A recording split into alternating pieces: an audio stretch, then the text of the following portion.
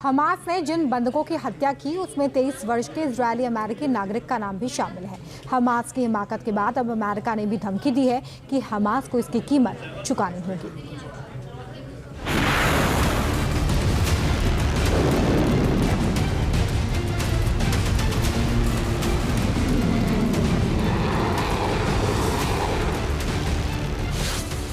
West Bank में Israel का ताबड़तोड़ मिलिट्री एक्शन जारी है।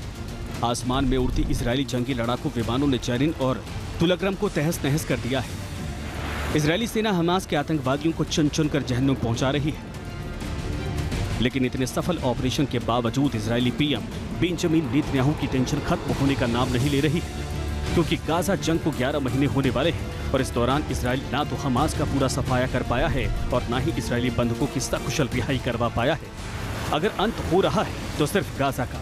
गाजा में इमारतें इजरायली एयर स्ट्राइक में जबीदोज हो रही हैं और हमास समेत फिलिस्तीन इस्लामिक जिहाद के कमांडर मारे जा रहे हैं। लेकिन गाजा के टनल से अब 2 बंधकों के शव मिले हैं। इसमें 23 वर्ष के अमेरिकी इजरायली नागरिक हर्ष गोल्डनबर्ग पोलिन भी शामिल थे, जिसे लेकर अमेरिका हमास पर तिल मिलाया हुआ है। इजराइल सरकार ने अल कस्साम और हमास को बताया है। अमेरिका ने भी इस पर नाराजगी जाहिर की है। ये तस्वीरें इजरायली रक्षा मंत्री योव गैलेंट और अमेरिकी रक्षा मंत्री लॉयड ऑस्टिन की हैं, जिनके बारे में बताया जा रहा है कि दोनों से फोन पर बातचीत हुई है।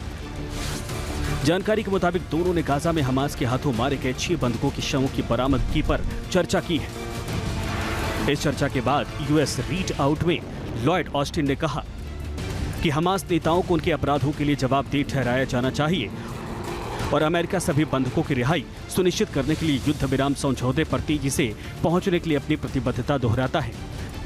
मारे गए सभी बंधकों के परिवारों के प्रति अमेरिका गहरी संवेदना प्रकट कर रहा है। उधर अमेरिकी विदेश मंत्री एंटनी ब्लिंकन ने कहा है कि बंधकों की हत्या हमास की दुष्टता है। हमास को सभी बंधकों को तुरंत रिहा करना चाहिए।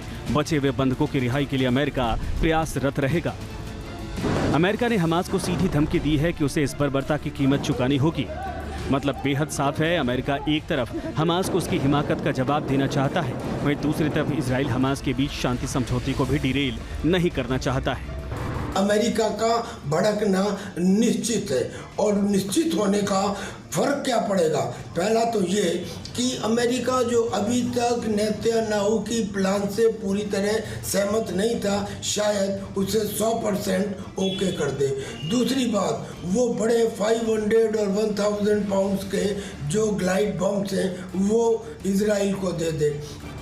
अमेरिकी रक्षा मंत्री लॉयड ऑस्टिन ने बंधकों की रिहाई के लिए हमास के सामने अब फाइनल डील पेश करना चाहा है। अमेरिकी मीडिया की रिपोर्ट के मुताबिक अमेरिका हमास के लिए इसे ले लो या छोड़ दो प्रस्ताव पर काम कर रहा है और अगर इसे स्वीकार किया गया तो अमेरिकी मध्यस्थता के प्रयासों का अंत हो सकता है। लेकिन बड़ा सवाल है, क्या हमास के अड़ियल रुख की वजह से अमेरिका अब गाजा में अपनी सेना उतारेगा? वॉशिंगटन पोस्ट की रिपोर्ट में अमेरिकी राष्ट्रपति जो बाइडेन के प्रशासन के एक वरिष्ठ अधिकारी के हवाले से बताया गया, अमेरिका इजराइल और हमास आतंकवादी समूह के बीच युद्ध विराम और बंधक समझौते की अंतिम रूपरेखा तैयार करने के लिए मिस्र और कतर के साथ काम कर रहा है। लेकिन सवाल है कि क्या गाजा के टनल में बंधकों के शव मिलने के बाद ये डील पटरी से उतर जाएगी? पूरी दुनिया की निगाहें इस वक्त हमास पर टिकी हैं, क्योंकि अगले 48 घंटों में हमास शांति समझौते को लेकर क्या फैसला लेता है, इस पर ही गाजा जंग का भविष्य टिका हुआ है। अब आने वाले समय में क्या होगा ये तो भविष्य के गर्त में छुपा हुआ है, लेकिन कई संभावनाएं बनती हैं। एक संभावना तो ये भी हो सकती है कि जो पैलेस्टीनियन है वो खुद हमास से इस बात के लिए कहें कि बाकी बचे हुए युद्धबंदियों की हत्या न की जाए।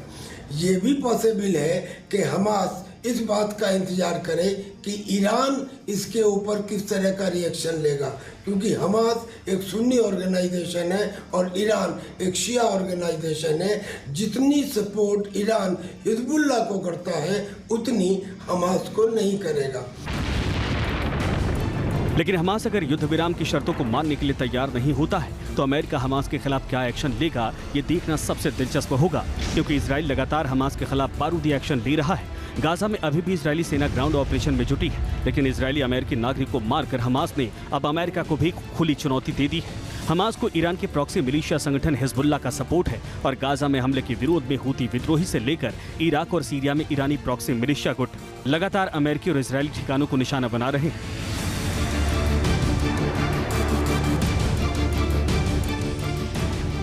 ऐसे में इजरायल हमास के बीच अगर समझौता नहीं होता है तो यह खबर पूरे मिडिल ईस्ट के लिए खतरनाक हो सकती है, क्योंकि गाजा की जंग में अमेरिका की एंट्री का मतलब है मिडिल ईस्ट में एंटी अमेरिकी ताकतों की गोलबंदी और नए सिरे से जंग की आग का भड़कना। Team news nation.